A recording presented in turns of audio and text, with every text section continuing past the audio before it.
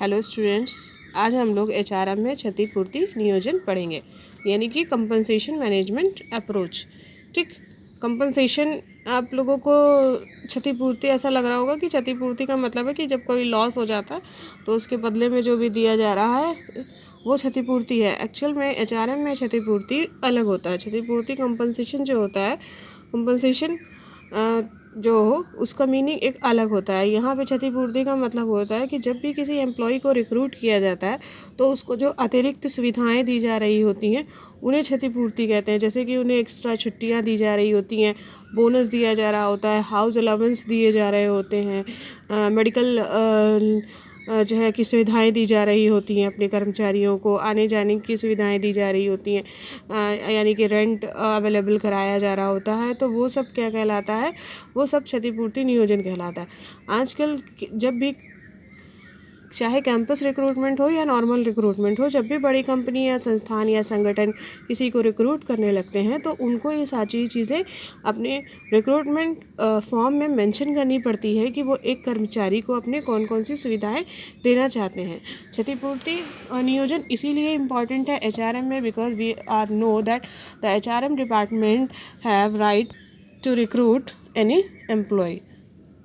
तो जैसा कि हमने जाना कि क्षतिपूर्ति होती है कि किसी भी अपने एम्प्लॉय या किसी भी हमने रिक्रूट करने वाले एम्प्लॉय को किसी भी तरह की बाहरी सुविधाएं देना, उनको मातृत्व छुट्टियां देना, पितृत्व छुट्टियां देना, और उसी के साथ साथ उसको मेडिकल सुविधाएं उपलब्ध कराना या उनके परिवार के बच्चों को एजुकेशन की सुविधाएं उपलब्ध कराना। ये सब कुछ किस में आता है? कंपनसेशन में आता है। चूँकि अब एचआरएम में रिक्रूट किया जाता है एम्प्लॉयज़ को, तो एचआरएम के थ्रू ही एम्प्लॉयज़ को रिक्रूट किया जाता है। तो एचआरएम ही ये चीज़ डिसाइड करता है कि कौन से मेथड से हम लोग क्षतिपूर्ति दें, यानी कि कंपनसेशन को जो मैनेज किया जाए वो किस अप्रोच से किया जाए। अप्रोच एक्चुअल में तो दृष्टिकोण को कहते हैं, बट जो यहाँ पर यूज़ हो रहा है वो है तो दृष्टिकोण ही, बट उसको जो सेंस में यूज़ कर रहे हैं वो मेथड के सेंस में यूज़ कर रहे हैं कि किस मेथड से हमें कंपनसेशन देना चाहिए। यहाँ पर एक डायग्राम दिया हुआ है और डायग्राम में अलग अलग नाम दिए हुए हैं जिनके अकॉर्डिंग या जिन मेथड्स के अकॉर्डिंग कंपनसेशन दिया जाता है। जैसे कि ये बफेट दिया हुआ है, लमसम दिया हुआ है। बफेट का उपहार बोलते हैं, उपहार जो होता है ये कैश में जो दिया जाता है वो सब। और लमसम का मतलब होता है एक मुश्त दे दिया जाना, परफॉर्मेंस बेस्ड, जैसा परफॉर्मेंस हो उसके बेस्ड के आधार पर। निगोटिएशन बारगेनिंग का मतलब होता है सौदेबाजी के या समझौते के आधार पर कंपनसेशन देना। यानी जब रिक्रूट कर रहे हैं तो एम्प्लॉय और जो रिक्रूट करने वाली संस्था या संगठन है उन दोनों आपस में डिसाइड करें कि किस प्रकार का होना। Salary level in host country के द्वारा, जो भी मेज़बान कंट्री है उसके द्वारा, बैलेंस शीट के अकॉर्डिंग, म्यूचुअल इन्वेस्टमेंट के अकॉर्डिंग ग्लोबली, या फिर डबल होम कंट्री और living compensation at host country, इस टाइप से। तो आज जो हम लोग सबसे पहले पढ़ेंगे वो क्लस्टर सिस्टम पढ़ेंगे। क्लस्टर सिस्टम एक्चुअल में गुच्छ पद्धति कहलाती है या गुच्छा पद्धति कहलाती है।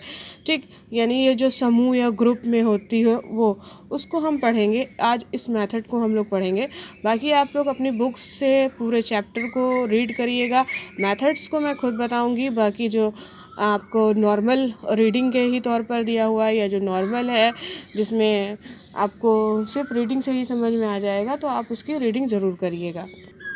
तो आइए आते हैं हम लोग क्लस्टर सिस्टम अप्रोच पे, यानी गुच्छ पद्धति दृष्टिकोण पे। पढ़ते हैं क्या लिखा हुआ। इस पद्धति में कंपनियां देशों तथा शहरों का एक समूह या गुच्छा बनाती है जिसमें विभिन्न जीवन, लागत, व्यय तथा अन्य घटकों को शामिल कर क्षतिपूर्ति निर्धारण किया जाता है।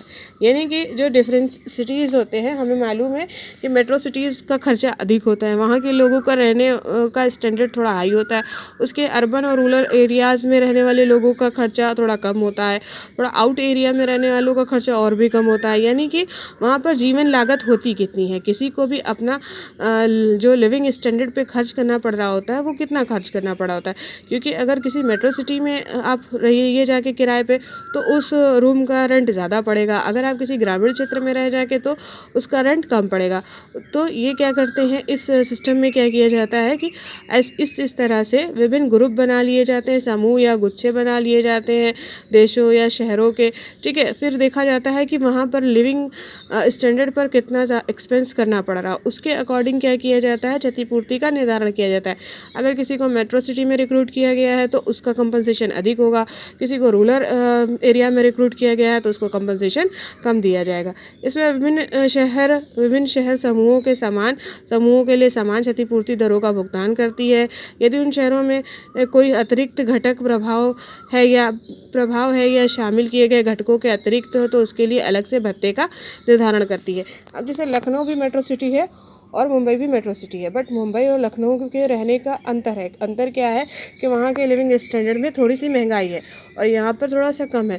तो अभी बोला कि मेट्रो सिटीज़ होने की वजह से दोनों को समान भुगतान किया जाएगा समान दर से, पर अगर अतिरिक्त घटक कुछ ऐसे शामिल हैं जिनकी वजह से खर्चे थोड़े बढ़ जाते हैं तो उनको क्या किया जाएगा, अलग से भत्ते दिए जाएंगे। जैसे लिखा हुआ है, यदि कोई विशिष्ट घटक किसी खास कर्मचारी के लिए उपयुक्त है या प्रभावी है तो इसके लिए अलग से क्षतिपूर्ति का प्रावधान इस विधि में किया जाता है। यदि किसी कर्मचारी का स्थानांतरण उसके समान गुच्छ समूह शहरों में मिल जाता है तो उन्हीं निर्धारित गुच्छों के अनुरूप क्षतिपूर्ति प्रदान की जाती है।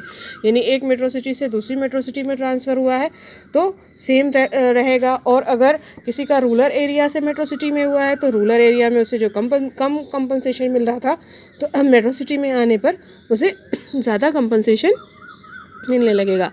उसके बाद में लिखा है, इस पद्धति का लाभ ये होता है कि इसका प्रशासन काफ़ी सरल होता है। यह विभिन्न शहरों के लिए वेतन की विसंगतियों को भी दूर करता है और समता भी स्थापित करता है। ये पद्धति काफ़ी लचीली होती है तथा इसके विभिन्न मुद्दों का समायोजन भी सम्मिलित होता है। और इस पद्धति का दोष यह है कि शहर को ही प्राथमिकता देता है, जीवन लागत सूचकांक को प्राथमिकता नहीं देता है। कहने का मतलब है कि ये शहरों के अकॉर्डिंग चलता है, यानी कि लिविंग स्टैंडर्ड के अकॉर्डिंग चलता है। इस बात के अकॉर्डिंग नहीं चलता है कि किसी का जो भी जीवन लागत आ रही है किसी की अधिक होती है और किसी की कम हो रही होती है, उस पर बेस नहीं होता है। Thank you.